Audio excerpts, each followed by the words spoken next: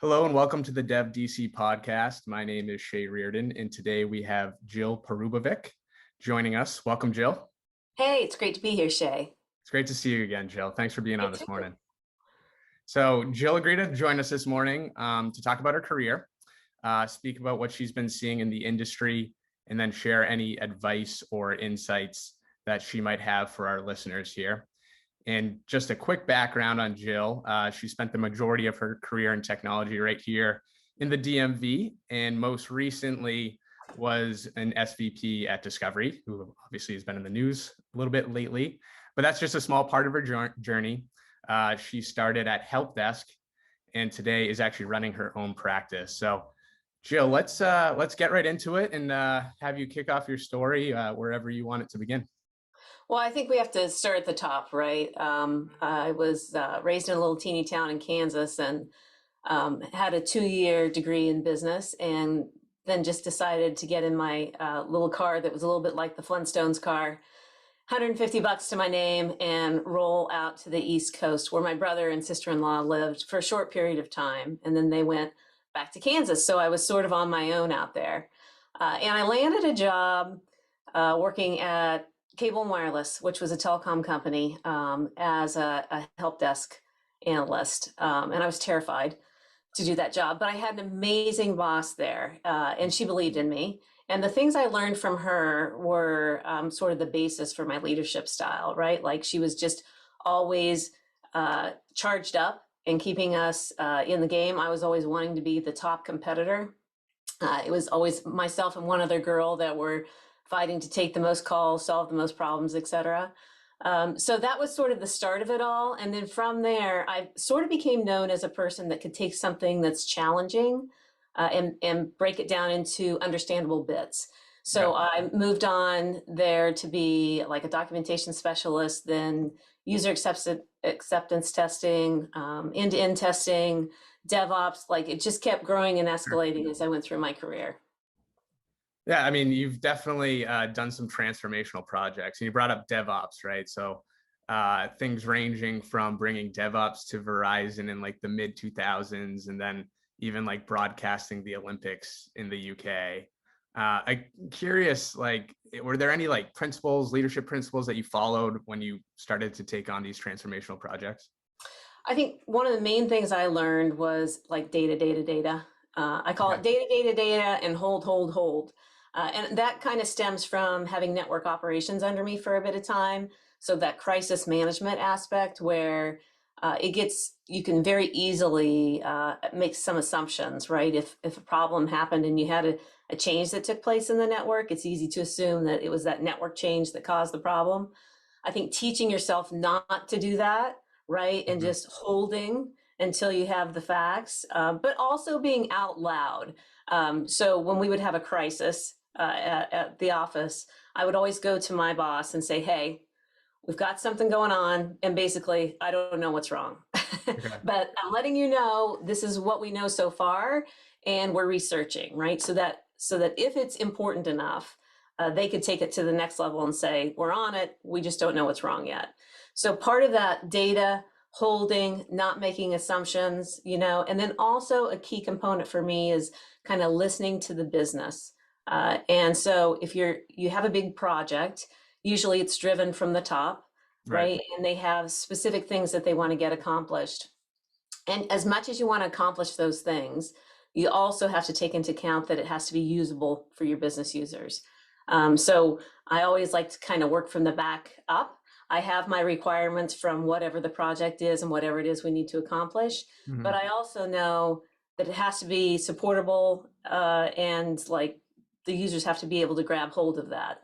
So it's a combination of, okay, meet in the middle. What are the requirements? What's really doable? And then if you need to having the guts to go back to your leadership team and say, we can't do that, right? But what we can do is this instead, which is probably a close assimilation to whatever was wanted in the first place.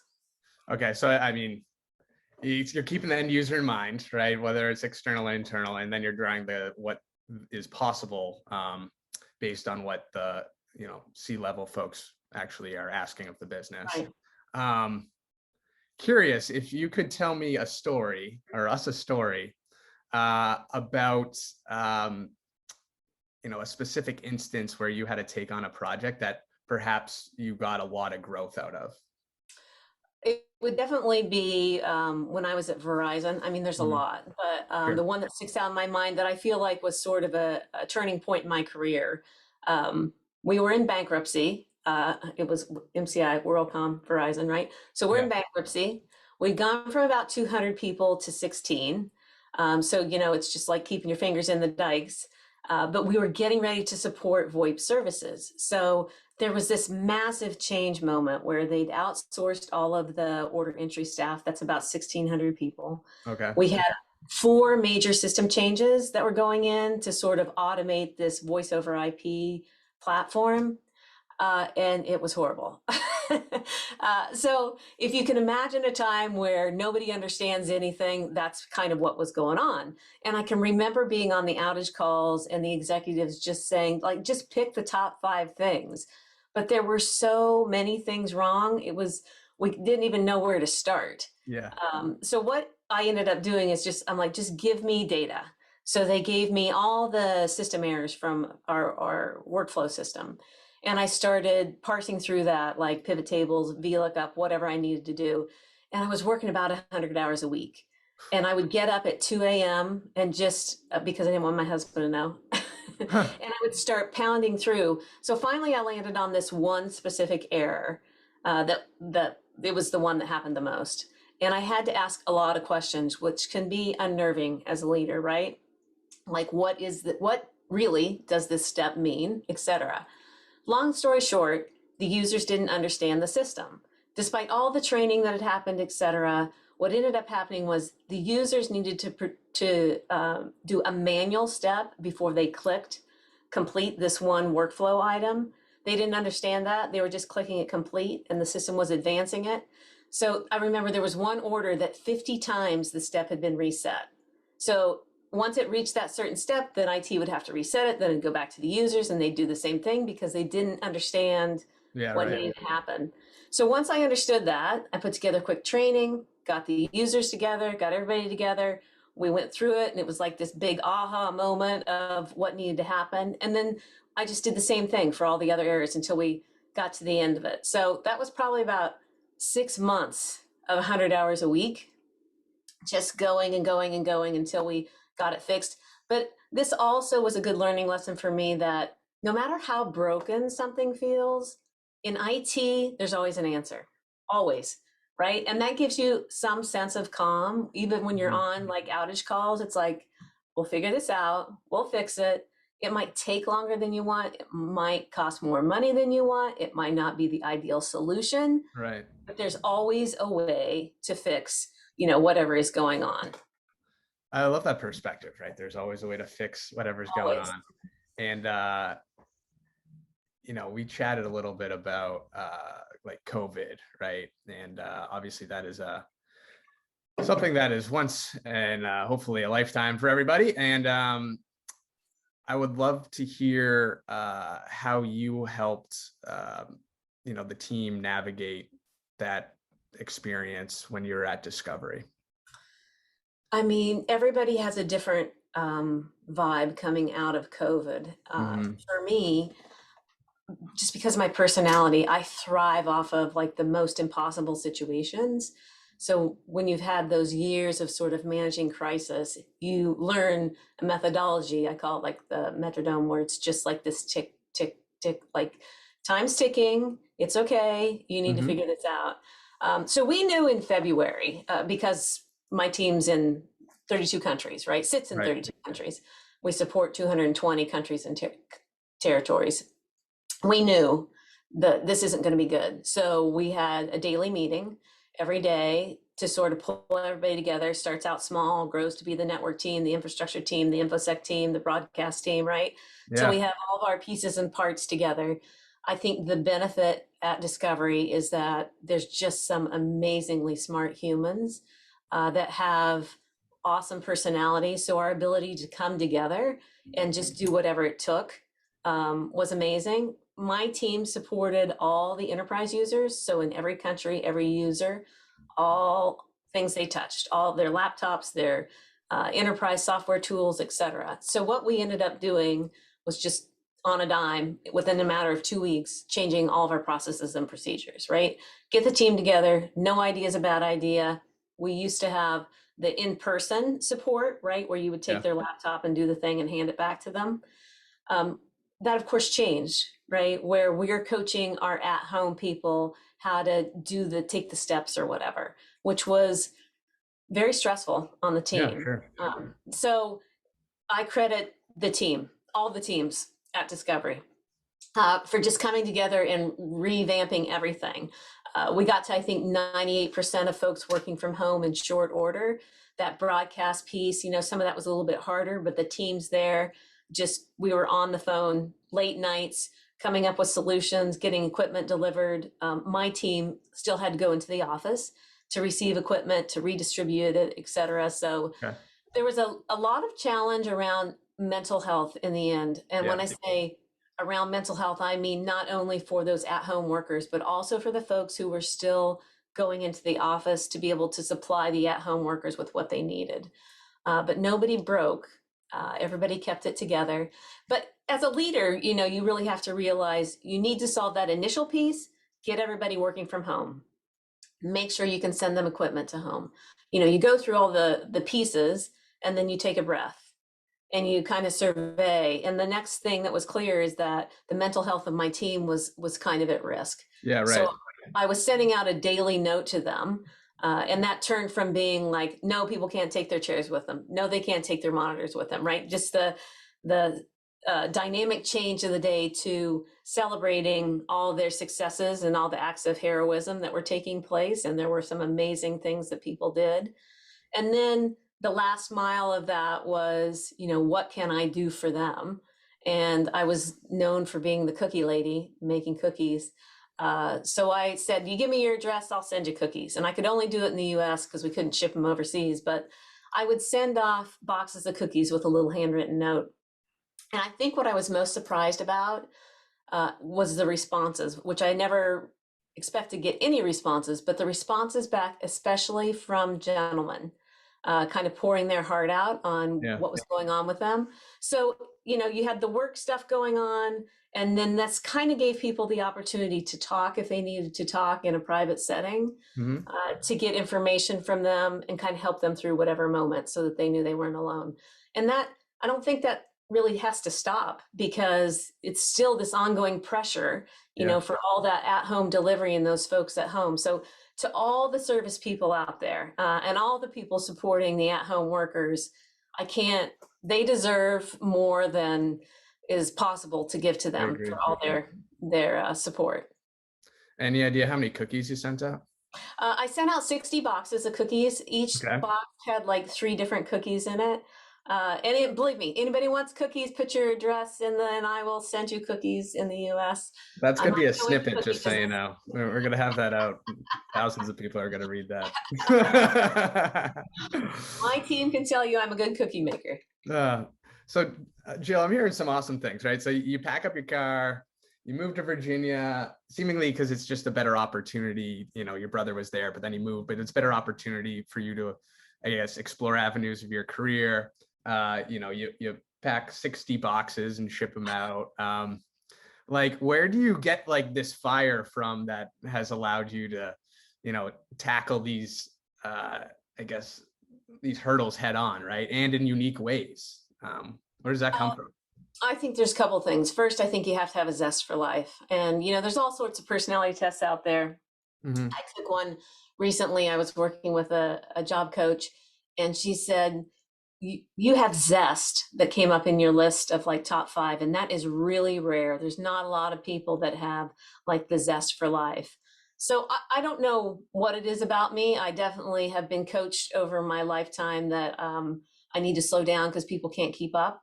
So even though I've been in IT for 30 years, I still find it amazing to wake up each day and want to tackle the world and have the weight of the world on my shoulders. I just love the pressure of needing to sort. It's funny, when I did the budget at Discovery, they said I was like the Matrix, right? I could just look and boom, that's it. That's what's wrong. But that takes practice. That doesn't happen overnight. I'm not smart enough to just look at something and see it. I have to kind of absorb what's going on. Once I figure it out, it's that problem's dead, right? I can nail it. So part of it's a zest for life. I think the other part of it is having a special needs son. So our son is 25. He has autism. He's in a group home in Maryland. Thank you, Maryland. You are amazing for your services. And when you have a child that's innately ornery and then they're special needs, there's no advocate for you. As parents, you are the advocate, right? So part of my ability to solve problems comes from having to work with him over the years because, pre-internet, there's nothing really to help you solve those problems. You can't go to the internet and Google how to stop your son from chewing the elastic in his socks, or how to stop your son from chewing the windows when it's a storm, right? Like, that's just something you have to figure out. And once you've gone through, and it was like this challenge, like he would do something, we would figure out the solution. He'd do something else. And then we're like, okay, this is like a game now. Who's smarter, you or us, right? I'm not going to get mad at you. I'm just going to take on every challenge you throw my way, and we're going to figure out a new way forward. I think that was one of the primary things that gave me the courage to sort of be out loud and stand up for what feels is not right, whether it's for him or in the office. And then also that creativity, that just like any problem, there's a solution. It might not be a normal solution, but it's a solution. And you might also be looked at in a very unpopular way when you're trying to solve that. And I'm going to give one specific example. So Chase is our son's name. Mm-hmm. And he used to walk into a room and just go after the weak link. That's just what he did. Like, who is the weakest person in this room? I am going to go after them. And I'm just going to make their life terrible. So he went after the PTA's daughter. So the president of the PTA at school. And so she pulled me aside and she's like, listen, your son keeps attacking my daughter and that has to stop. I'm like, okay, let me think on it. So my solution that I came back with for him was he didn't like marks on his hand. So I sat them both down and I had like a little Sharpie on a curly cord and I put it around her wrist. And I said, Chase, she has the power to mark on you. And he was like, no, mama, no. I'm like, oh yeah, she's got the pen and she can mark on you whenever she wants. And she never actually had to carry the pen, but in his mind, he's like, she might have that pen in her pocket. He never went after her again, or any other kid for that matter. But the mom was not happy with what I'd come up with as the solution, which is like indicative of business, right? Like you might come up with a solution that feels unpopular, but you have to be willing to try almost anything. And if it doesn't work, then great, you go on to the next. But I mean, I wouldn't advise putting curly cords with Sharpies on everybody's wrists and having them go mark on people. But yeah, in the end, he learned to tolerate the marking on the hand. So that's another aspect of it, right? If you mark on his hand enough, then he'll learn to be okay with it. He thinks he's won because, oh, that doesn't bother me anymore. And I'm like, you didn't win. We won because now you accept a mark on your hand instead of going crazy. Okay. So, it's interesting. So Zest for Life and then working with Chase, right? And those were very, I'd say like deep personal things, Jill, that is unique for some leaders to share, right? I am curious, when you're managing people, it seems like you bring your whole self to work, right? You are, what you are, and you're very good at what you do for work. And then, you're very good, managing outside of your 9 to 5, but clearly you're working more than 9 to 5 because you said you put 100 hours in a week. How do you help? How do you manage people? Like, how do you not just look at what they're doing from an output from a business standpoint, but help them succeed in life, because you're shipping these cookies, you're seemingly caring about the entire individual. And I'm just curious about like your management style. So my leadership style comes from, I would say, years of listening and watching leaders I've been under or those around them. I call it the chalkboard of life. So on my chalkboard, I've got the do this, don't do that. On my don't do that side, it's lengthy, right? And those are even some things that I've done that I'm like, oh my gosh, I can't do that again. That goes on the don't do this. But on the do that side, being there for your people, pushing your people to do things they're not comfortable with. In my last role, I wasn't comfortable with anything. I mean, maybe one thing, right? And it was just like this shovel of, can you do this? Not really. I'm not, smart enough, capable enough. You are. You are smart enough and capable enough, right? And that's why you hire people who are brilliant to work for you, because as a leader, you need to be strategic, right? You need to understand, but you need those people who really have those skills, and you need to understand but you need skills that you're just there to help guide, and push them down, but also just continue to challenge them with things that they don't think they're capable of. I would say my bosses never taught me how to do things. In fact, there's often like you need to go figure it out thing, which is very unnerving. But doing that, figuring it out, makes it make a lot more sense to you. And they wouldn't give it to you if they didn't believe in you.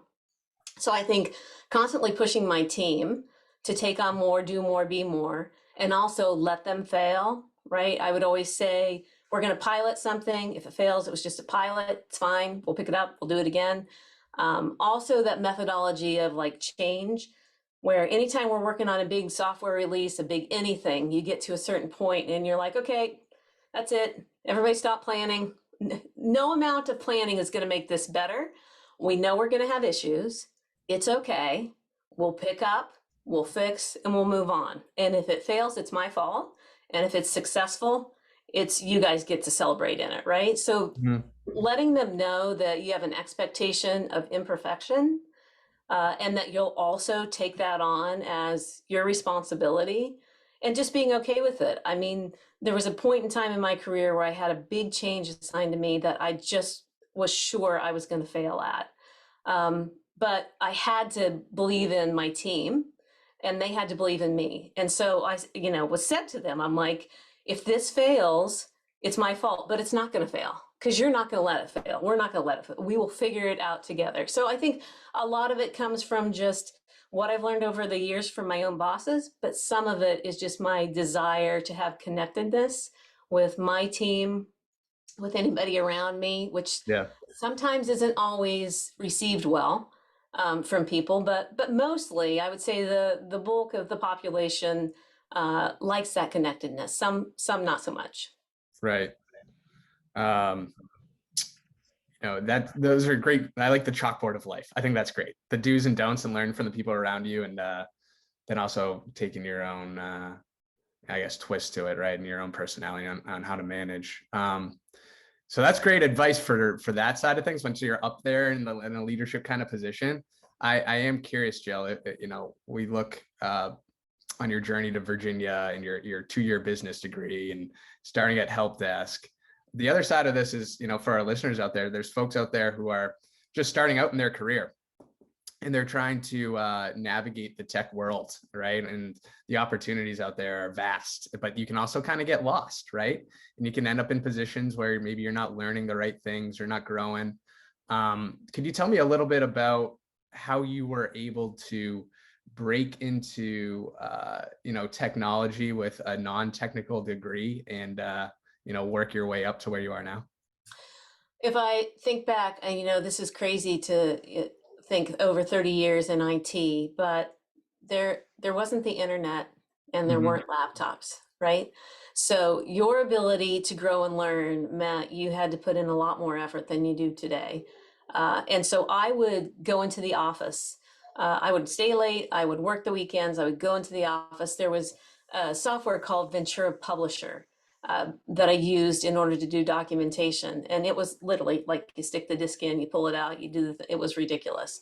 Well, if you don't have a laptop and you don't have the internet, you're going into the office to learn that. So part of it is putting in your own effort to learn the things around you and just being willing to learn anything around you. I think there's a lot to be said for also setting boundaries and not being willing to put too much into it. I think over the years, I probably spent too much time trying to learn and grow. One of the key things that I've always told people is don't be in such a hurry to make it to the top. It's the things you learn in between that will get you where you need to be. And when I talk about answering the phone, right, that's critical listening skills. Being able to listen to a New York customer that's upset about their bill and help them through it, not panic. That's critical thinking. All the things in between. Analyzing data, hands down, one of the most important skills I learned was how to look at data and what to trust and what not to trust. Data doesn't lie, but data alone is not the story, right? You need more than just what you see to make your estimate of what's going on. So that data piece is really important. The other thing that I think is super important is, you have to make your connections across with people. You always have to stay connected. And I've written a couple pieces. I think it's just really important to remember you've got the chalkboard of life, but you also have that connection that you keep. So literally all my bosses in my past, I'm still connected with. My boss from 36 years ago, my boss from 30 years ago, my boss just messaged me. He was at Verizon.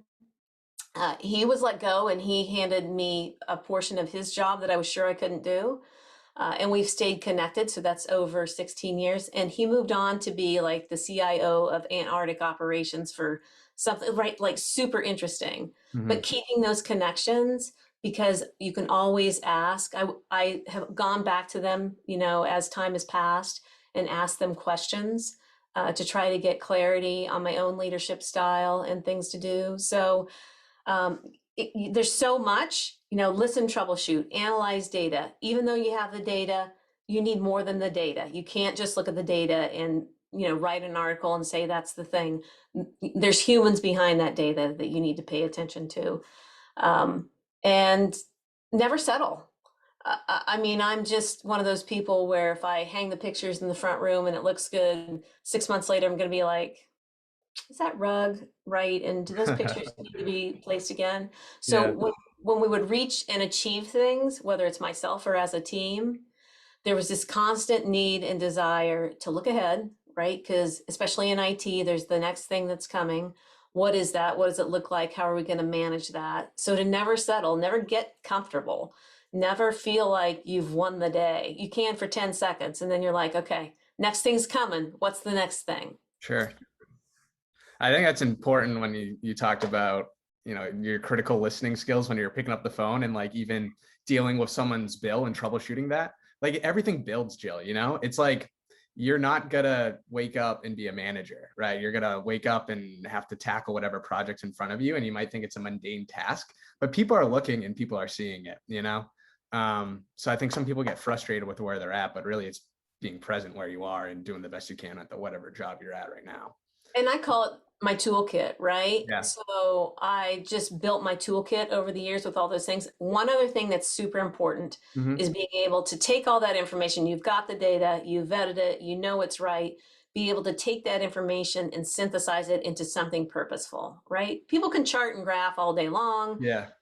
That's not the thing. I would sometimes spend days working on one element, like making sure that when I put it in front of whomever my audience is, they understood it, right? They didn't have to ask questions. What's this access? What are you trying to tell me? It was clear. We're going to save money if we move from this product to this product. Here's how much over what period of time in one concrete thing. It wasn't like a big giant walk of data. I think sometimes people think more slides the better or more pages the better. No, and you really have to think about who your audience is. What are you developing for whom? Yes. Right? If you're developing for the business user, they need something different than executives need, right? So you have to know, and you learn that because each executive is different. You work for somebody long enough and you figure out how they want to see it. And you really try to make sure that they don't have time, right? That you've spent the time in the sausage factory on the back end to pull together that information so that they can make a concrete decision. And the same is true for the business on a different scale, right? You want to make sure that I call it bringing them along for the ride. If your business users don't understand whatever change you're presenting to them, you're going to fail, right? So if you're changing something and they don't like it, they'll be okay with it as long as you've partnered with them and they understand. But if you don't, it goes back to that, the users were just clicking the step and they didn't know what they needed to do. And I had to ask a bunch of stupid questions about like, what does, soft order commit mean? What does firm order commit mean back in telecom to find out what was wrong? Your users have to understand kind of to that degree what they need to do, or else you're going to roll something out and it's probably not going to go well because the users are frustrated and they don't understand how to use it. Mm-hmm. And that is something that I think is extremely important, is being able to connect what you're doing to like why it's important to the business, because at the end of the day, everyone that's in technology is working for a company, and there is a reason why the company exists. And you need to understand, and I guess like for the people that are listening, from my perspective, the folks that I've talked to, the ones that are able to grow in their career can have an understanding as to why what they're doing is important to the CEO, or not even the CIO, the CEO, and be able to explain that.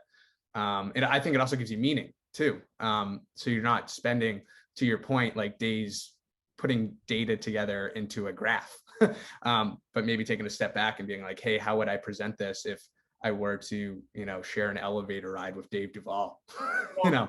and he said, hey, what have you been up to? I think everybody is your ally. You have to try to have everybody be your ally, right? Yep. Especially the business users. You're never going to know. I always try to tell my team, like, I don't know what the tax people's job is. I don't know what the lawyers do. I don't know what the research teams do.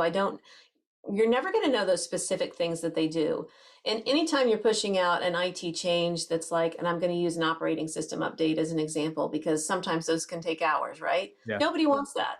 Mm-hmm. You can't talk your users into this is going to be amazing for you. It's not. There's nothing amazing about that. It's Yeah. just a technical thing that has to happen, right? So you just say it out loud. This is going to suck.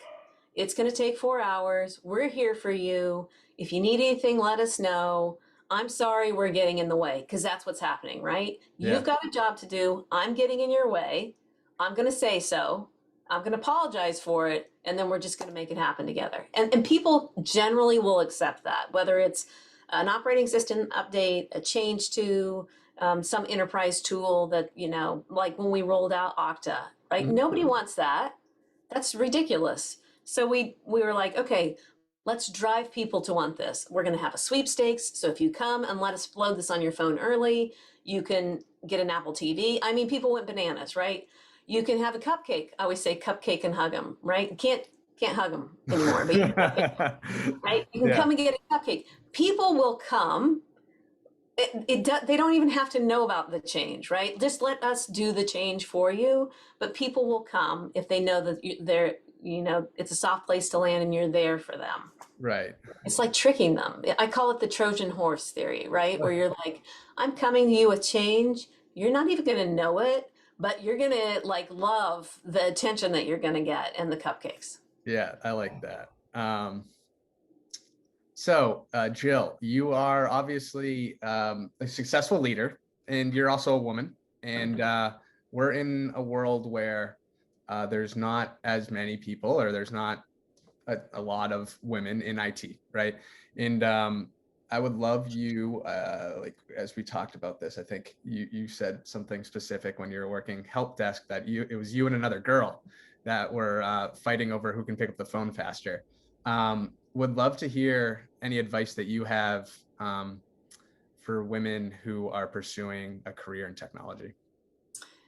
You think back for the amount of time that I've been in IT, and I feel like over the years I've developed a suit of armor, right? Mm-hmm. When I have a seat at the table with my peers, with my vendor partners, with whatever, when you're negotiating multi-million dollar deals, there's rarely a woman in the room, right? You are kind of up against it. And so you developed, I think, a hardness, Mm-hmm. over all these years. I'd like to think for women it's gotten easier, and they don't need a full suit of armor anymore. They just Yeah. need a shield. I always say, don't let it stick to you. They just need a shield to hold up, to be like, yeah, that's yours, that's not mine. I'm not going to let that impact me. So I think part of it is it's gotten easier. I'd like to think that it's gotten easier. The other thing is just being honest. You'll Yeah. hear often in the world about imposter syndrome, and a lot of women suffer from that. I suffer from that, right? I'm not smart enough, I'm a fraud, etc. I just said it out loud. People need to be out loud about it. It's okay, right? It's okay if I feel like I'm not as confident as I should be, or I don't know as much as I should. I can learn. I think the primary thing I would say to women is you're enough, right? It's enough. Whatever stage you're at, whatever you've done, it's enough, right? Stop beating yourself up about it. Just continue to learn and grow, but you are enough.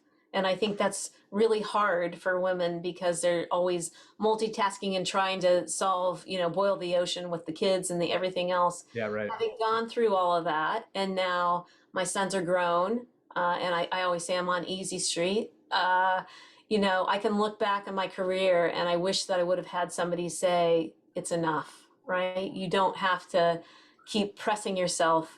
You know enough, you're enough, you'll continue to learn. Mm-hmm.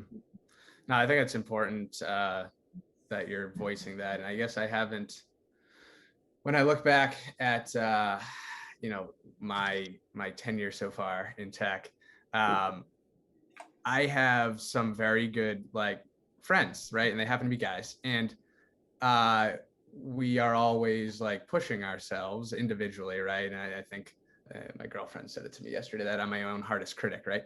Mm-hmm. And I have found it extremely helpful to be able to have friends that, are friends first, and they happen to be in my industry, and we can kind of confide in each other, and we can have true conversations and talk about like what's good and what's not good, and when you're feeling comfortable and uncomfortable, and advice and things like that. And I think it's even more important for women. And I love my listeners out there, the folks that I've worked with, I've been managed by 3 different women, and I still keep them in my, in my close circle, and talk to them quite a bit. And I love the fact that technology and IT is becoming a little bit more like there's a push to be more diverse. And I think there's definitely a lot to be said about having a different perspective, and they bring a unique vibe to the work world. So I'm glad that you are on this podcast, Jill, and you can talk about that. And I do hope that it is true that that shield that you had, or that armor that you just had, can become more of a shield, right? And it doesn't need to be as hard as it was before. I almost feel like I don't even need a shield anymore, Yep.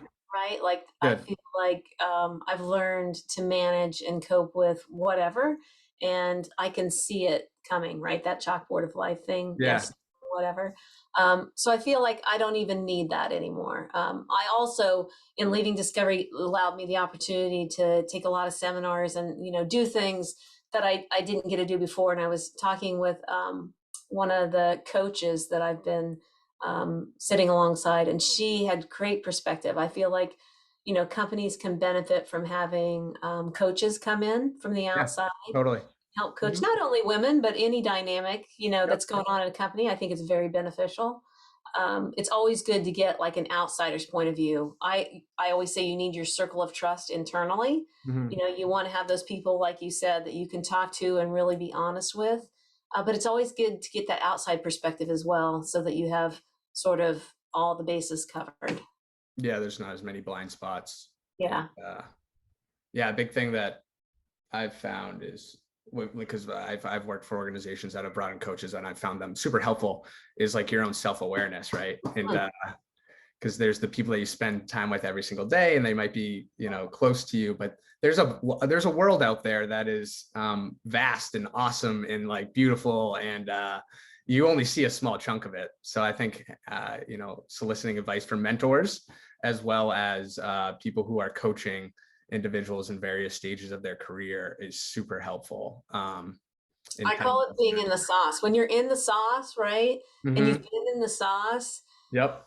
it's great to be able to get out of it a little bit. And like you said, there's a whole vast world out there and get a different perspective. It's super helpful. Yep. So Jill, it's great having you on. There's a few things that I would just want to, I guess, voice, right, from our discussion. And four things here, right? One, data, data, data, and hold, hold, hold. I thought that was interesting. The second one, Zest for life. And then chase, obviously. But third, I love the chalkboard of life, the do's and the don't do's. And then fourth, connections that you keep. Jill, as we wrap up here, is there anything that you would like to speak to our listeners about or tell our listeners before we wrap it up for the day and continue on with our Wednesday?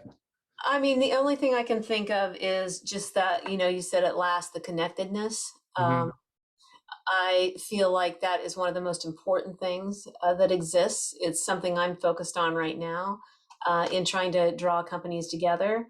I'm working with a local company right now, and they had some minor needs with website and portfolio needs that I will connect them with somebody locally to help them with that. I'm good at, again, as a problem solver or as a, thought leader, like, tell me what's going on. I've been in IT long enough. I can help you with that.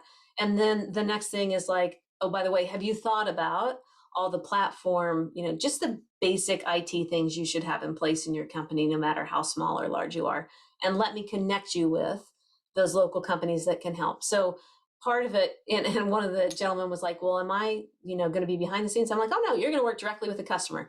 I'm just here to make those connections so that there's a good, healthy, amount of people here in Knoxville and beyond Knoxville that can work together. So that connectedness, not only, from a business setting, but from that human aspect, right? Yes, I had deep connections or tried to establish deep connections with everybody on my team. I can remember sitting with finance at one point. We went through like almost all 300 people. And he's like, is this person in your team? And we got done. And he's like, you knew everybody. I'm like, I did. I knew it. I might not know everything about you, but I know everybody on my team, right?